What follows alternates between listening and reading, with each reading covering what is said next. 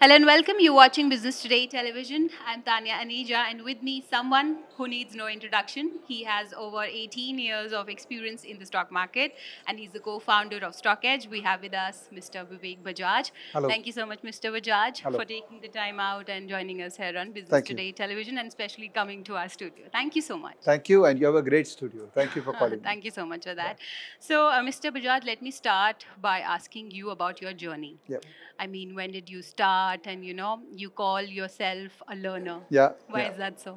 Now, stock market is a place where you can only be a perpetual learner. Once someone says that I'm an expert of stock market, the person is in for big trouble.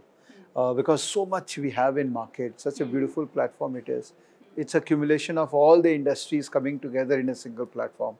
So if you have to learn, you can't complete your learning. Right. I started my journey in stock market after my chartered accountancy, Okay. and I did my MBA from IIM Indore. Wow. Thereafter, I got into commodities. Okay. I used to love commodities. The whole concept of crude oil, dollarization, petro oil, then the fact that gold is related to all these things. So I used to get very fascinated. So I joined JM Financials in Bombay as a commodity analyst. And then after a few months, I thought I'll do it on my own. So I went back to Calcutta and I started commodities trading. So I've been a trader for initial good 8 to 9 years of my career. Full-time trader from morning 9 o'clock to midnight 12. I used to trade a lot. Before in 2013, I decided that let me do something more impactful, and we started getting into financial education, stockage, data analytics, and trading. Now I'm more of a passive trader, not very active trader, because as you grow in your life, in your age, in your capital base, you don't want to trade full day. Then you have team which is trading. So I run a prop trading desk in Calcutta, and my own personal engagement with market is more on the passive trading and lot of education. Okay, absolutely got that. And Mr. Bajaj, I have been talking to a lot of experts. I have been asking them what's happening in the markets, where are the markets headed. But I want to ask you as well that what's really happening in the markets right now, and what's really working for India at this point in time? Okay, so let's divide this question into clusters. So right now, Hmm. in couple of months or maybe quarters, and in 5 years down the line. So what's happening in market right now is a function of where the money is going right now. The money from X asset class is coming out and going into Y asset class. Typically, money flow is decided by the movement of dollar. So dollar, which is dollar index, which is the benchmark of understanding where the dollar is going, is around 103. Okay, and dollar is a function of what is the interest rate in US. If the interest rate in US goes up, dollar will go up, because obviously more people will park the money in US, and because of that, dollar will obviously go up. So short-term factors are more liquidity driven, which decides the market. And market can go up, and in 3 days you will see market went down again, and again you will see market going up. So the movement of market in short term is like this, because liquidity flows. It's very dynamic, right? But when we talk about quarterly, maybe coming 4 5 quarters, then the factors changes. So we have election, we have a lot of socio-economic activities happening in India. The whole demography of India is changing. We all are consuming in a very different manner. So the factors see are changing. Then we don't look at what is happening in the market from a 5%, 6% move perspective. Then we think, can market from here, which is 18,000 right now, can it go to 20, 21,000, 22,000? The answer is yes, because those factors are very favorable for India. China +1, Europe +1. There are so many things which is very positive for our country. So when we ask this question, we need to be very sure that what is the duration we are thinking of. Are we asking this question from a week perspective? Then the answers will change because the factors changes.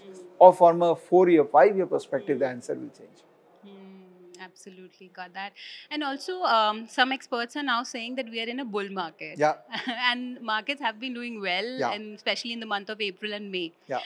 So, how to really make money in this type of market? Actually, you have raised a very important question. This is the $1 billion question. Yeah. That whether it's a bull market or bear market, tell me how to make money. Because ultimately, we all are here to make money, right? So, in a bull market, the structure of making money is far more easier than in a bear market. In a bear market, a trader makes money because a trader knows how to short the market, how to sell the market and buy at a lower level. For that, a trader uses derivatives, futures and options to build a short position in the market. But in a bull market, all you need is cash. Because when you go into the market and buy shares in cash segment, you need to give them money, right? And all of us have money. All of us may not have shares to sell, but all of us have money. So currently the structure of Indian market, or for that matter now global equity market, has gone into the bull market because it is a function of the interest rates. Because interest rates have kind of plateaued now and it is expected that it will go down in coming 1 to 2 years, market is very dynamic. So market is saying that because interest rates will go down, I want to go up. So that's why there's a bull market. So everything is so related, the business cycle, the interest rate cycle and the market expectation, everything is so related. So bull market is there. My simple benchmark of bull market is whenever Nifty trades above 200-day moving average, okay, that means the market is positive. Okay, so the 200-day moving average is around say 17,000 odd. Now the market is around 18,200. So it's a bull market. Now how do you make money? So if you are a trader, you want to buy first and then sell. You don't want to sell first. Okay. If you are an investor, you keep on building your portfolio by regular SIP. The only savior for retail investor is SIP. One should not think of, I have 50 lakh, now I want to put into the market. No, pace it out. Stagger the whole investment journey, then you will create wealth out of it.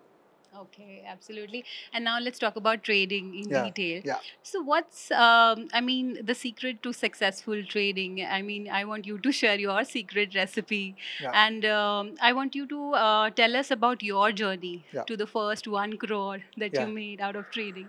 Yes. So trading is a very exciting occupation. It is like a hyper sports activity. Just like you have professional sports people who have grown because they believed in their skill. They did exactly what they are supposed to do. Trading is exactly the same. Now, my journey for first 1 crore, when you start trading for 6 months, you are actually clueless what is happening.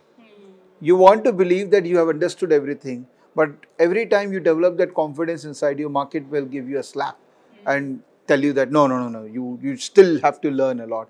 So first six months is going to be very tough. So when I started with a capital of 10 lakhs. I traded commodities, intraday trading. I used to do scalping. So I lost around 2.5 lakh rupee, which is 25% of the capital. But fortunately, because I'm a qualified person, I always have a stop gap.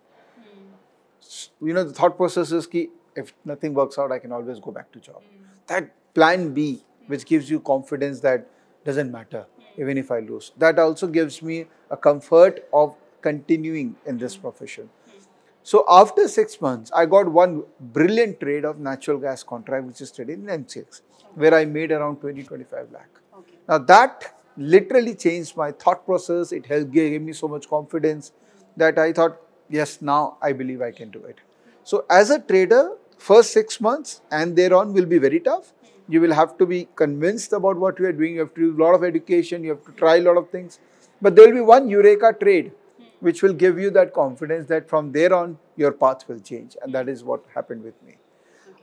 This is from a professional trading perspective. But most of the people are part-time traders. Like they have other occupations and they want to get into trading as an alternate income.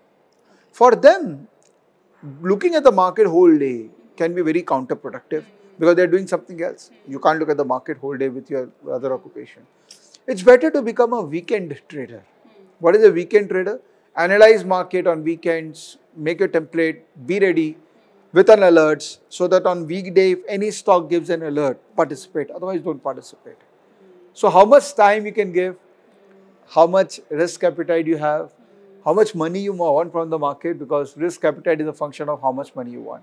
If you want your capital to double in 1 year, sure it is possible. That means your risk appetite has to be very high. So these are the factors one has to understood. Before one gets into trading, it's a lot of experiment. There is no fixed guiding principle that do this and this will work. No. For 6 months to 1 year, a lot of experiments and then you find a path for yourself. Okay, and what about your first 1 crore? Yeah, so I was fortunate that I made that first trade of natural gas. It helped me to get 25 lakhs. And then thereafter, the confidence itself was so high that I kept on trading commodities. So I made my first 1 crore in commodities. Oh, okay. Nice, absolutely. And also, it's also a fact, Mr. Bajaj, that I don't know the exact percentage, but a lot of traders are losing their Yeah, money in yeah, the stock market. yeah.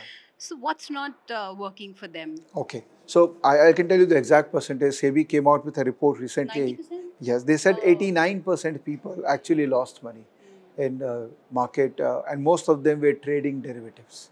Okay. So, which I think is not a bad number. Huh? This number was 99% till few years ago. Now this number has come to 89%. So we are actually improving because people like us, StockEdge, learning platforms, they are giving the right direction to all of them. So 89%, this probably will reduce to 70%, which is not a bad number. In all occupation, everyone will not be successful. Look at your occupation. How many of people are so-called very successful? It will not be more than 1%, 2% of the population. So we should not think too much about this, that people are losing money. People are losing money in a lot of other things also. Those who are skilled, who are spending good time in uplifting their skill set, they are making money in all the occupations. Absolutely, well said. But okay, there's this fact that people are losing money. But how to really deal with those stressful situations? Because I'm very sure that you Yeah. must also have been, experienced such stressful times and such volatile markets we have seen. Yeah. So how do you maintain your calm? So stress is definitely, I think, very high in this occupation because you are on the toes all the time with prices moving here and there. Your profit and loss is there in front of the screen all the time. So I think you need to have a very strong mental acumen, and that can happen through things like meditation.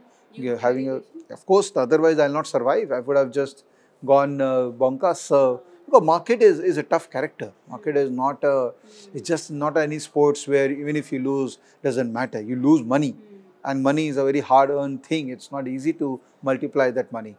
So yes, meditation. Then spend quality time with family. I think family is the best meditative place. I mean, you can go to temples, but finally your home is a temple where you have kids and your family members around. Spend more time with them, inform them, communicate with them. The biggest problem which I am seeing in society these days is people have become very inward. They don't want to communicate. If they are in stress, they don't want to talk about it. So the best place to talk about it is your family. Give them the comfort so that they also give you relevant suggestions, and you will see those bad times passing away. And what's your fitness mantra? Fitness is that don't eat useless stuffs. I think avoid white as much as possible. I mean, we still have to live with it because when you're outside, you have to eat things which are white, full of sugar and all those things. So I try to avoid them. I try to avoid. Okay. And okay, let's talk about pump and dump stocks Yeah, also yeah. because they are also trending. So how to really identify the heroes of the stock market and the zeros also? Yeah. So pump and dump stocks are very easy to identify. You just have to go to the balance sheet, the profit and loss statement of the companies, and you can clearly see the trend that they don't have revenue. Right? Most of these stocks don't have financials, proper financials. Even if they have revenue, if you go to their cash flow statement, their cash from operation is literally zero. So if any business is genuine business and generating revenue, it should generate cash out of that revenue, right? I have sold something, but that money is available with a data. That means your business is in a problem, right? You have to generate cash out of that. So simple financial parameters like cash from operation can give you fair idea about whether this company is worth getting into. But my problem is people get SMS, buy this. Yeah. I mean, they will just go and buy this. And it's happening like on a daily basis. It is happening. It has been happening for many, many years, and it is still happening because of lack of financial education. So my only humble submission is that please, whichever company you get, there is no harm in getting information about companies from various people. हम सुनेंगे सबकी, but at least go to StockEdge, search for the stock and do basic research for 5 minutes that whether it's worth looking into this company or not. Absolutely. And Mr. Bajaj, I think investors are also after multi-bagger stocks. Yeah. They are also after wealth creators. Yeah. So how to really pick wealth creators and how to identify the right price? Because Yeah. I think right price is like a very important factor if Yeah. you are considering a particular stock. Yeah, so multi-bagger is very important, especially in equity market where you say invest in 10 stocks. You want them to become multi-bagger and you want to generate 10x, 20x return on your capital. But obviously not all 10 will become multi-bagger. 2 will become multi-bagger, 8 will not do much. In fact, simple mathematics. So if you invest in 10 stocks and 8 becomes 0, you lose 8. Because the maximum amount you can lose per stock is 1, which you are allocating, right? But those 2, which can become 10 and 10, so essentially you become, that they become 20. 20 minus 8 is actually 12. So identifying a multi-bagger and creating wealth out of this is not a bad idea. Now, how do you do that? Multi-baggers are typically companies which are identified at the early stage of their life journey, right? Companies with a market cap of around 500 crores to probably 2,000, 3,000 crores, right? When the stock price value is also less and overall business value, the market cap is less. How do you identify them? I mean, there are various platforms through which you identify stocks. It could be doing your own homework. It could be reading a lot of books. It could be through references of other people. Let information flow in. You learn how to process that information using tools like StockEdge and then get into those stocks. Do not bank on only one stock. Have a diversified portfolio, maybe 10 stocks, so that even if you're right in 2 stocks, you still make money from the market. Absolutely. And how to identify undervalued stocks? Okay, so what is undervalued? So it's like for something which is undervalued for you may be overvalued for me. It is a very, very subjective thing because our assessment of companies and their future is very subjective.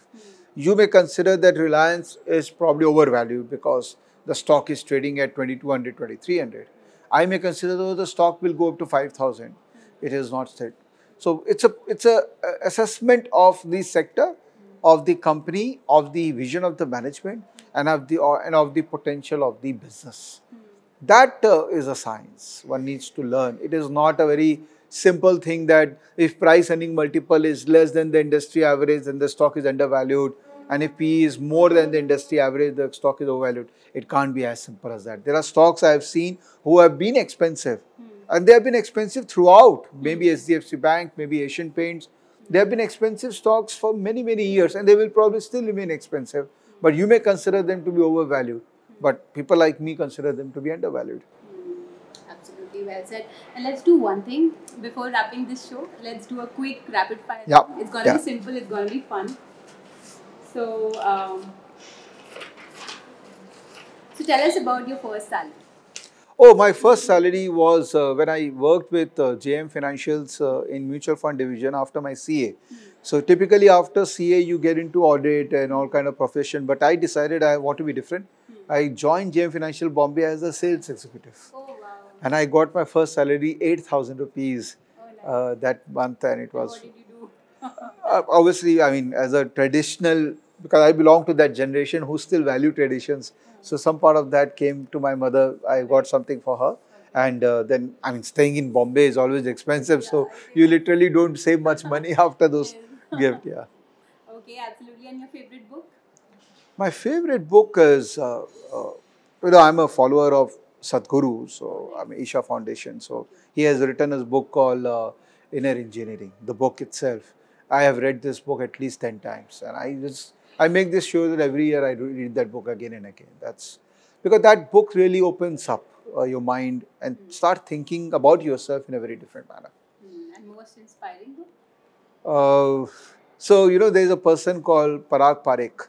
He's late Parag Parekh. He passed away. Great investor. India had not seen much limelight. He has a mutual fund, Parag Parekh Mutual Fund. His son runs it now. So he wrote a lot of books on financial market. So I really like his books.